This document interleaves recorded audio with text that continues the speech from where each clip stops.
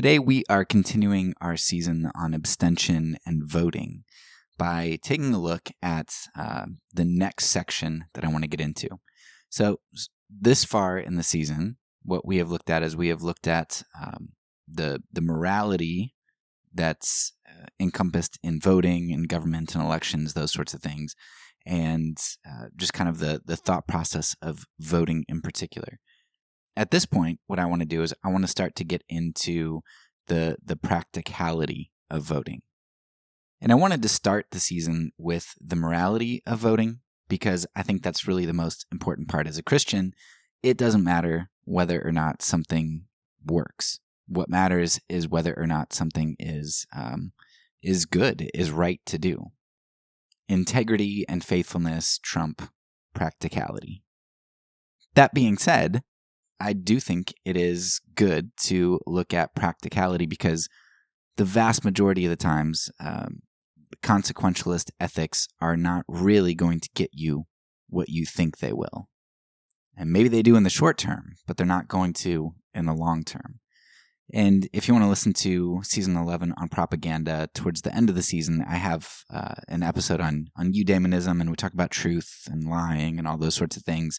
And I really make the case that in God's good world, doing good, being faithful, doing the right thing actually is what tends to work and produce the best, long-lasting, deepest results, even though a lot of times in the moment it looks stupid and fruitless and just like it's not going to accomplish anything.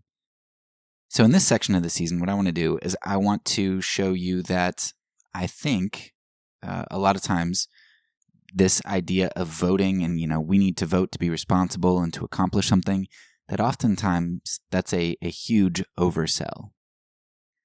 So I want to start off this section of the season by kind of giving you another real life example. So in the last episode, I showed you Benjamin Lay, who was an example of this guy who didn't vote, who chose integrity, faithfulness, and he didn't choose not to vote. He didn't have the opportunity to vote. So Benjamin Lay, the issue wasn't about him not voting.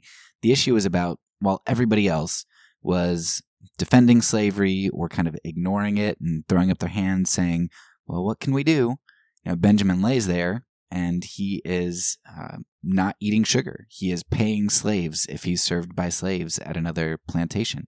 He throws off a lot of the material goods associated with slavery, and he lives a frugal life so that he can help slaves. Like, he lives a life of integrity and does positive good, and this hunchback dwarf Quaker nobody influences the likes of Benjamin Franklin, Voltaire, and the Quaker community, who eventually, in part because of Benjamin Lay, ends up getting rid of their slaves and saying, hey, you can't do that and be a part of the Quaker church. Like, it's not Christian.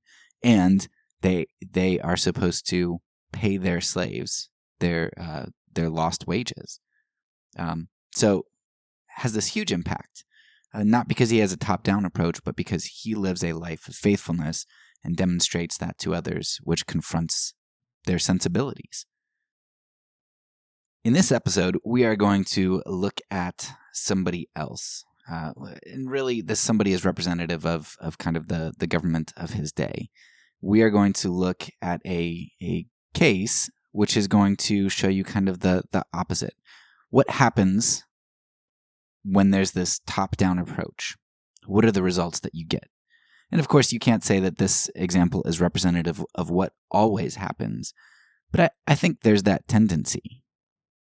Having done an episode, one of my favorite episodes I've ever done, because I learned so much and I think it's just so valuable to seeing so many things, was this episode I did on Haiti in our season on propaganda. And in that season, one of the things I didn't really touch on too much in there, but as I was doing research, you find out that a lot of the food problems that Haiti has is in large part because of our economic policies in the U.S. and subsidies and trade agreements and all of these things that really undermined Haiti and created devastation there. In fact, I think it was in the 90s, maybe it was a little bit later after he got out of office, but Bill Clinton was kind of bemoaning some of these policies that that he had implemented and recognizing that, you know what, we just didn't foresee these things that were going to happen. And so many times people vote and people think that they need to do something legislatively, politically, and they think that that's going to fix something, this get-rich-quick scheme, this weight loss pill. They think that legislation is going to resolve issues when in fact it ends up creating a lot more. And really, a life of faithfulness and simplicity is one that would end up having the bigger, longer-term, deeper impact. So just to briefly introduce what you're about to hear and tell you what to look out for, this episode is based on a book that I read called The Faithful Executioner. And as a part of this book, when they're talking about this executioner guy in Germany and kind of increased crime rate, they're going to talk about some of the reasons why this crime rate was increased and everything, and how that how that impacted the surrounding German communities and what was being done about that and everything. And so it's a really fascinating book that's kind of off the beaten path, but extremely interesting. And what it's going to do for us is it's going to give us a real-world example of something that happened and where the effects don't end up being what you think that they should be. And that's going to be what we talk about in the next few episodes. We are going to make the case that our actions oftentimes have consequences that we don't foresee.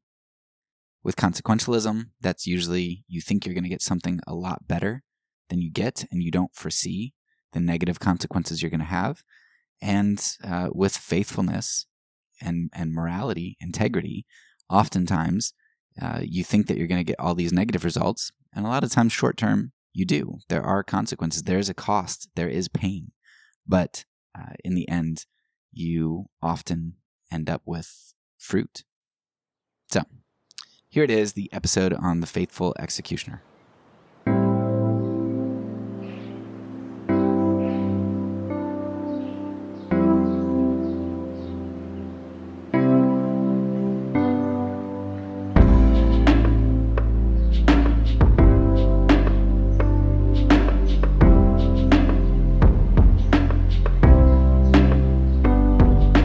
Welcome back to the Fourth Way Podcast. I was recently reading a book entitled The Faithful Executioner. As you can probably guess, it's a book about an executioner. Basically, this guy who was an executioner for 40 years kept this journal, and a historian ends up going through the journal, and he gleans what he can about this guy's life, about the time period, about crime, etc. It's a fascinating book. And it's also a random book. I often share things that I'm learning in my reading with my wife, and she's always like, what in the world are you reading? Because I read the most random stuff. I'll link my reading list in the show notes if you're interested in kind of seeing some of the different things that I read. But I like to read diverse things because I am genuinely interested in just about everything. I just love information and knowledge. I love knowing how the world works and what is happening in it and what has happened in it. But I also love reading diverse things because there's so often something that you can glean from cross-discipline study that you wouldn't otherwise see. It just gives you some different perspectives. I think you see a perfect example of this in engineering today. So many of the devices that we're making are now based on what we see in nature. We're learning that it's actually very valuable to study biology in order to understand some aspects of physics and engineering.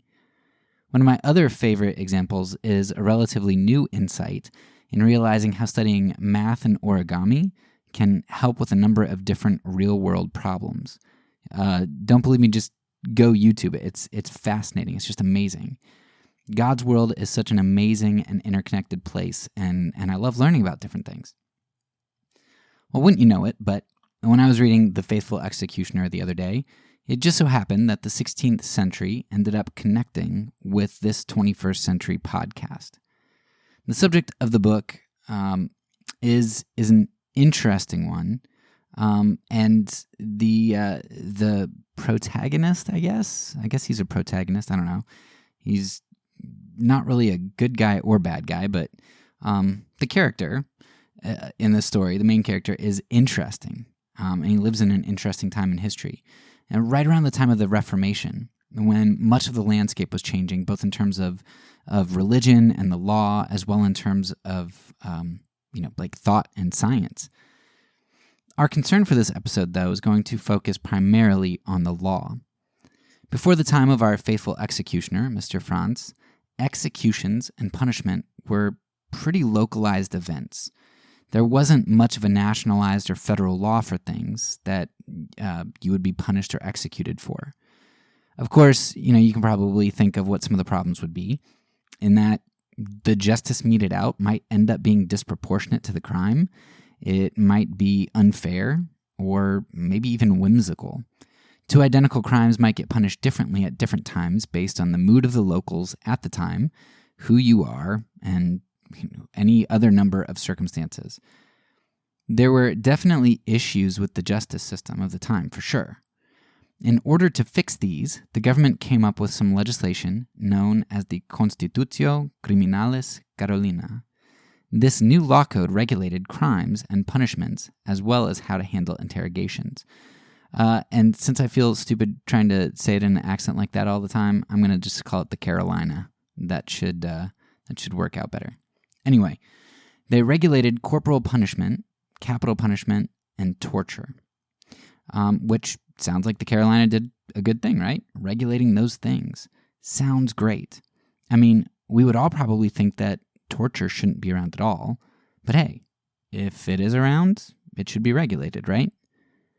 Well, I'm going to read a number of pages from the book, The Faithful Executioner, because what the author depicts is something which I think can help color in the discussions that we've had this season about legislation. I think this history lesson will be very helpful in showing us how legislation often functions in the real world and quite differently than we all intuitively expect it to. So, let me go ahead and read a few excerpts here. Some of them will be pretty lengthy, so batten down the hatches. By the early 16th century, territorial rulers and the emperor himself had come to appreciate the value of standardized legal procedures in governing their own realms, but they faced considerable opposition from many quarters on the use of Roman law in their attempted codifications. The Carolina hit upon a workable compromise between innovative jurists attracted by the substance and consistency of Roman law and conservative secular authorities suspicious of foreign laws and customs and jealous of their own prerogatives. While we would in no way detract from the old, lawful, and just customs of electors, princes, and estates, the authors of the Carolina sought to establish fair and consistent standards and procedures among the empire's diverse jurisdictions, involving trained legal professionals as much as possible. Rather than just proscribing a variety of crimes, the new code meticulously defined the scope and nature of the offenses, provided standards for arrest and establishing evidence, and issued formulas for judicial proceedings themselves. Clarity and regularity in practice were the goals, with the notable exceptions of magic and infanticide, newly promoted to capital crimes. The Carolina did not alter customary definitions of serious criminal offenses. Virtually all medieval forms of execution, including live burial, live burning, drowning, and quartering, likewise remained untouched in substance. Most important for young Franz Schmidt, the Carolina endorsed the Bamberg Genesis's detailed guidelines for the performance of each judicial functionary, including the individual formerly known as the hangman, now consistently referred to as the executioner, or the sharp judge. The document strongly recommended regular salaries for reputable individuals to be supplemented by a sliding scale of compensation for different types of executions, with drawing and quartering earning the most. The Carolina also formally guaranteed a professional executioner immunity from all popular or legal retribution for his work, and required that courts publicly reaffirm this status at each judgment. Cruel, corrupt, or otherwise unprofessional executioners were to be dismissed immediately and punished appropriately.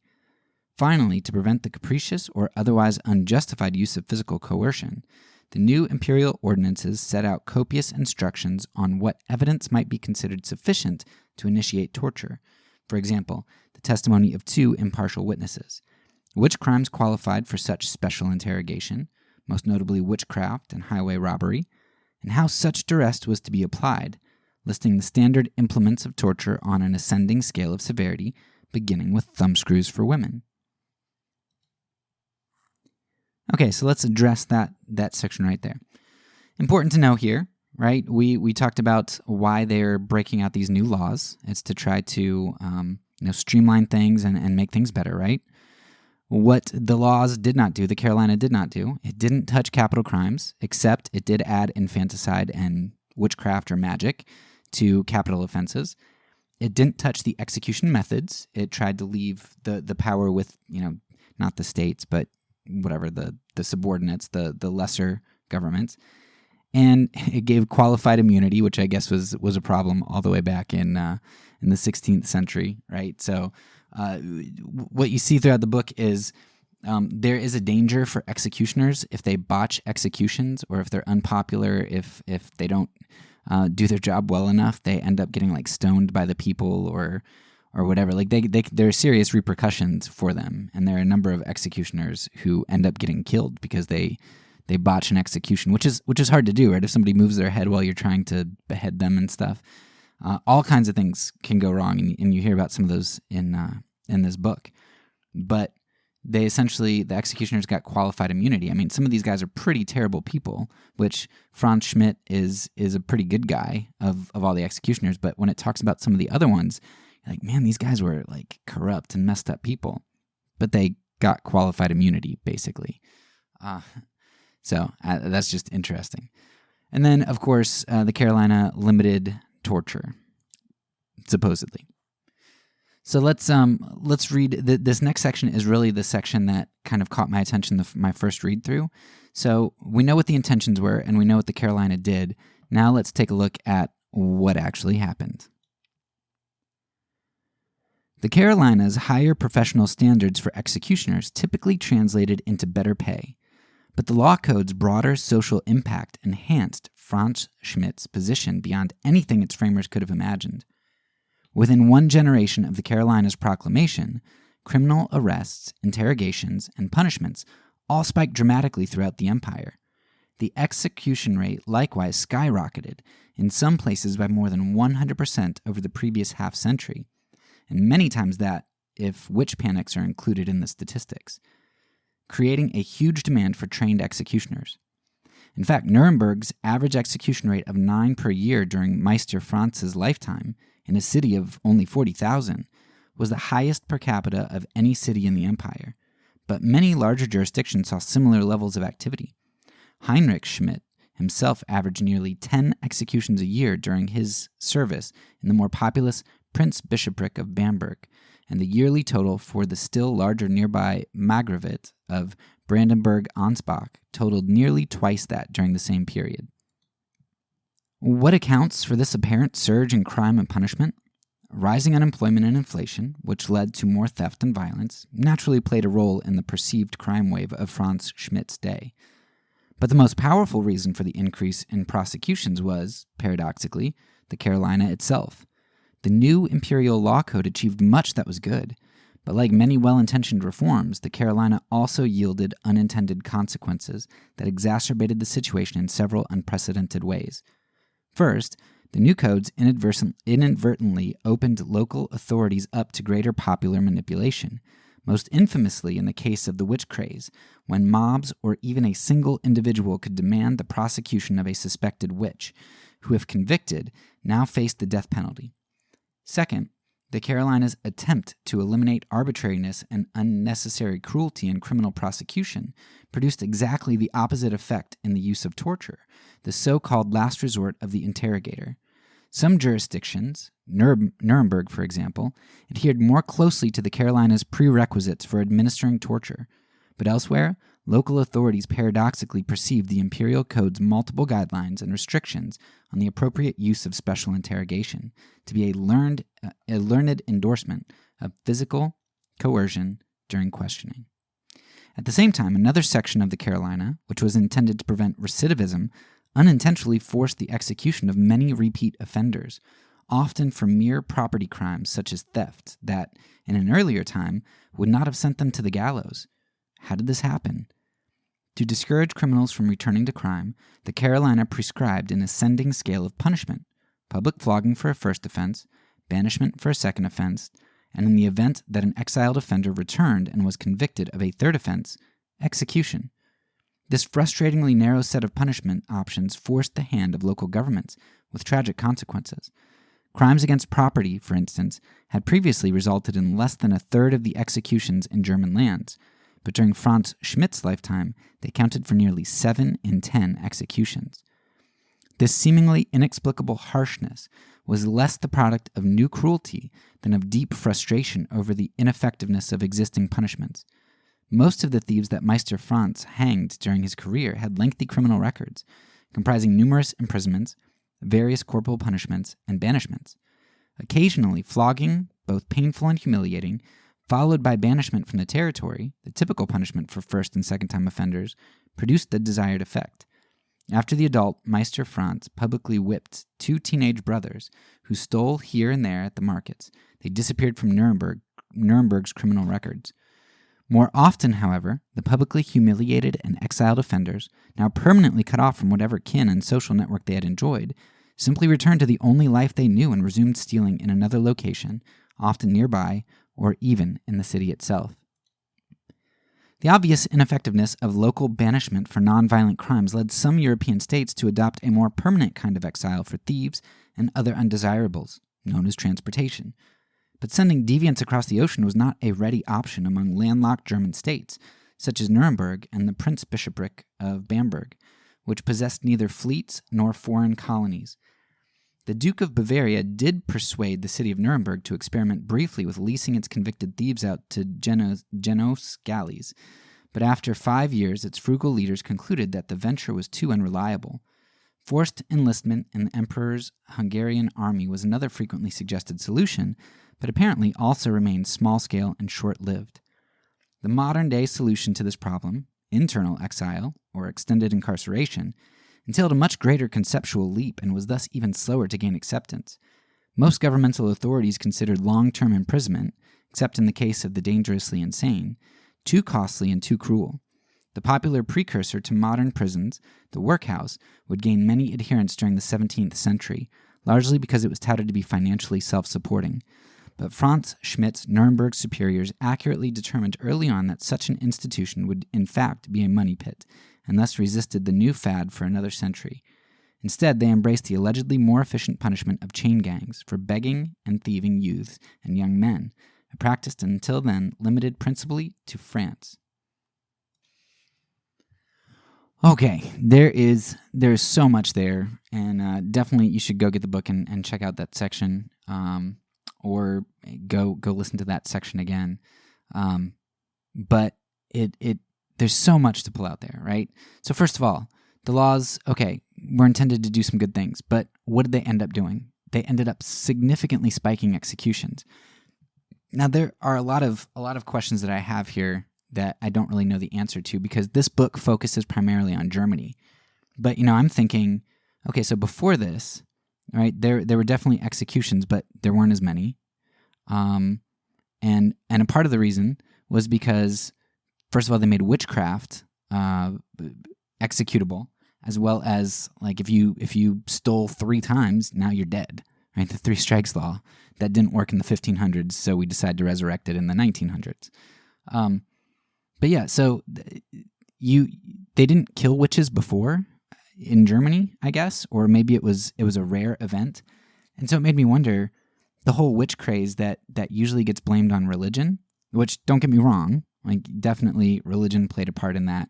But at least in Germany, the whole witch hunting thing, at least according to this guy, which I don't know anything about the author, but at least according to him, the whole witch craze and killing all these witches is largely a governmental issue. It's a legislation issue for at least Germany.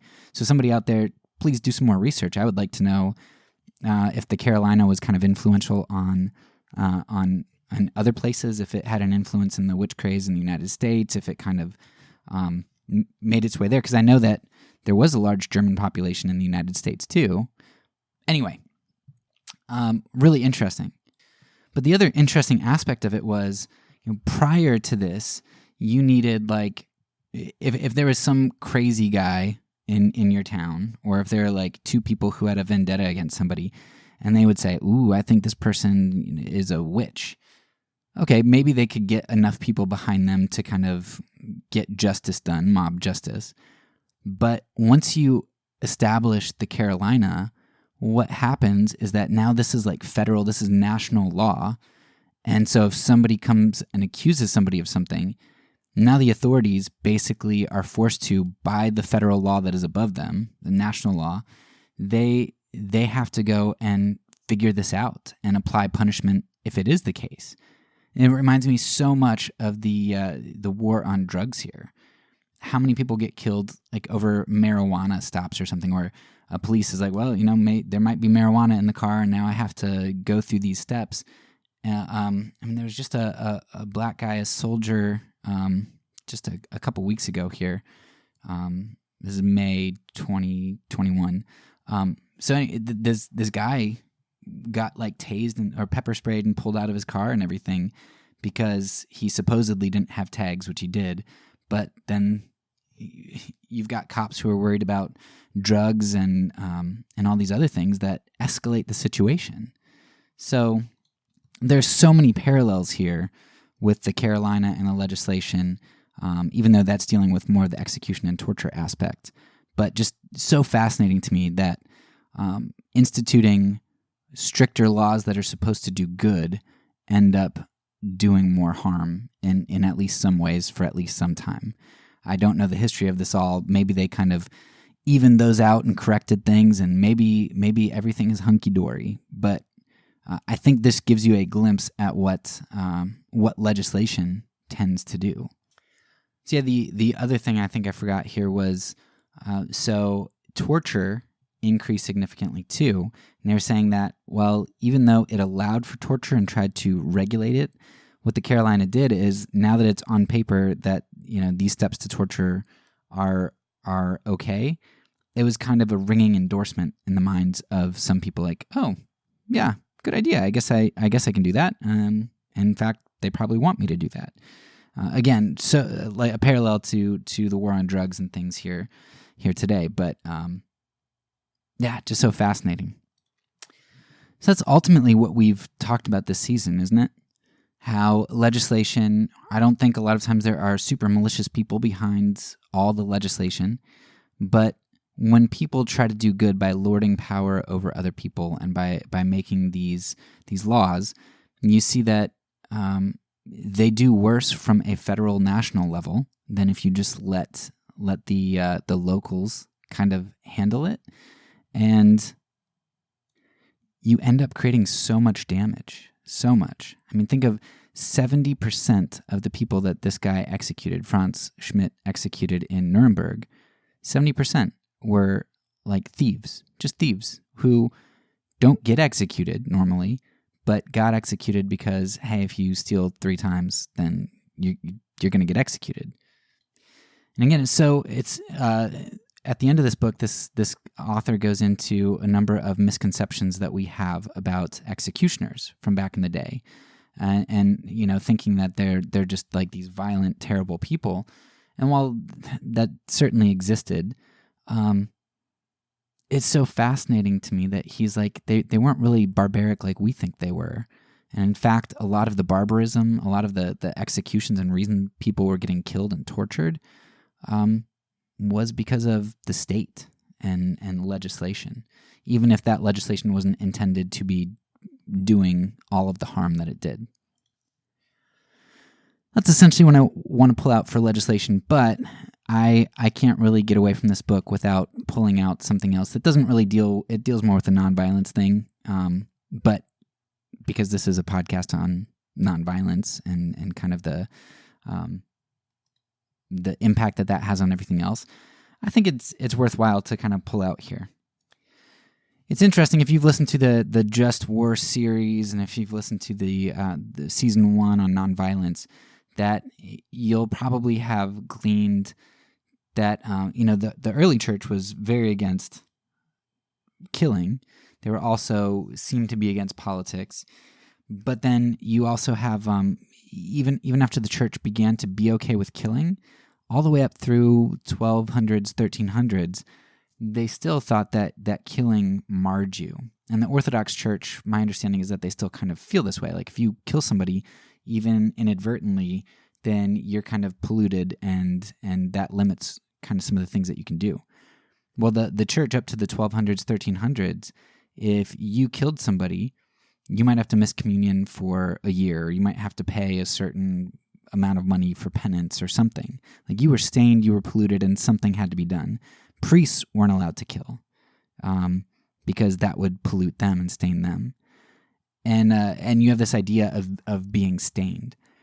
Well, that applied to the executioners, even in Franz Schmidt's day. And a lot of the story is about part of why he's keeping this journal, they think, is to, at the end of his career, he applies for his family name to be restored and says, look, I've served you faithfully. Please don't hang this stain over my family, like release them from it. So it was a big problem for executioners. They were outcasts largely in their society that couldn't have friends, that didn't have high standing. And what the author kind of points out is that in Franz Schmidt's day, he ended up being at a good spot in time because this was starting to change, this perception of people. And part of the reason it was starting to change is because of the Reformation, right? Now, we think that the Reformation is a good thing, and if you listen to this season, there was an episode on the Reformation that kind of calls a lot of the reformers out and some of the ideology of the reform out. But one of the things that stood out to me here in this book is that the Reformation just completely deviated from this historic Christian concept of the pollution that comes from killing people. So Augustine didn't like killing people, but he was one of the first ones who advocated it and said, okay, we can justify this. But even still, for the next 800-900 years, you've got the church that says, yeah, but it's still a problem and you still have to pay for it, or you still have to do penance for it. So you go from the early church that thinks all killing's bad, don't do it, to the next 1,000 years where they're like, it's not ideal, it's not really good, and it does pollute you, but you can make amends for it. So all of a sudden in the Reformation, killing is kind of embraced, and it's gross. Like when you look at church history, it's gross to see it go from not accepted at all to at least if you're going to accept it, you acknowledge that it's a gross, terrible thing, to, oh my gosh, the reformers are embracing it and loving it. So let's take a little bit of a look at how this author of The Faithful Executioner kind of paints this picture. Protestant France was probably most grateful for a blessing from the father of the Reformation himself. If there were no criminals, there would be no executioners, Martin Luther preached, adding, "The hand that wields the sword and strangles is thus no longer man's hand, but God's hand, and not the man, but God hangs, breaks on the wheel, beheads, strangles, and makes war."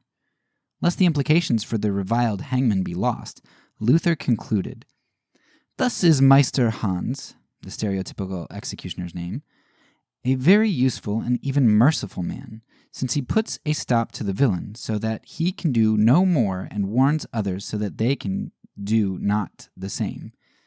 The one has his head chopped off by him, the others behind him he admonishes that they should fear the sword and keep the peace. That is a great mercy."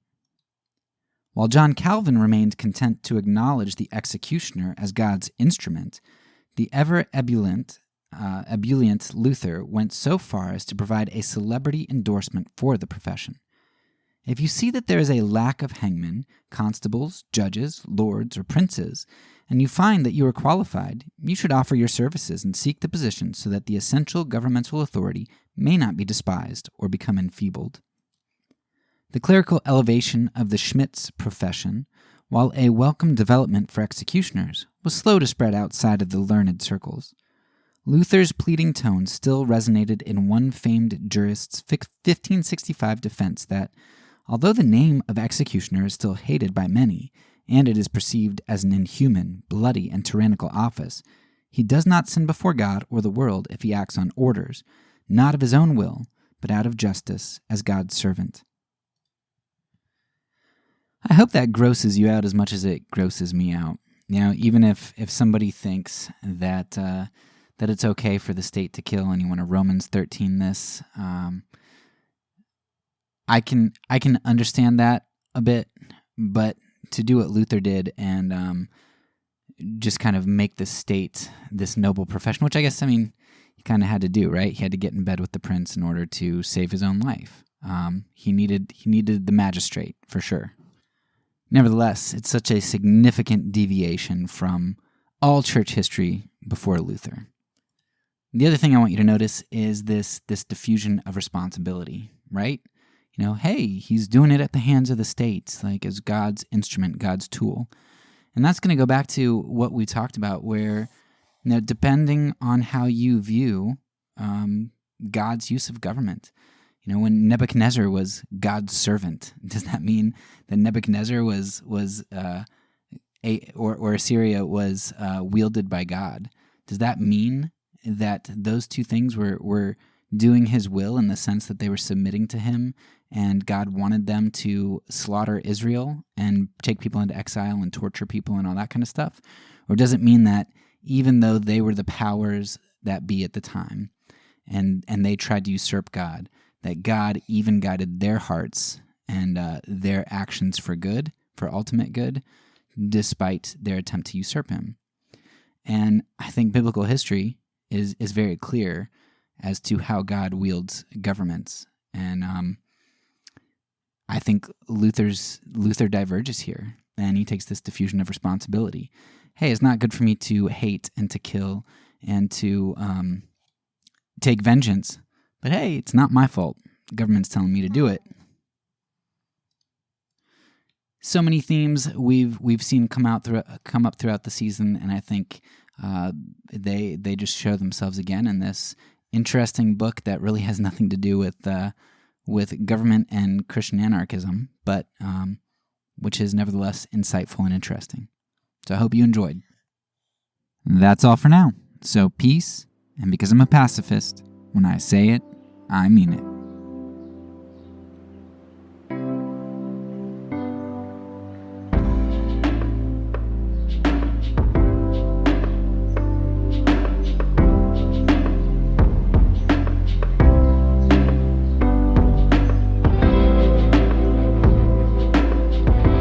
This podcast is a part of the Kingdom Outpost Network. Please check out the links below to find other great podcasts and content related to nonviolence and kingdom living.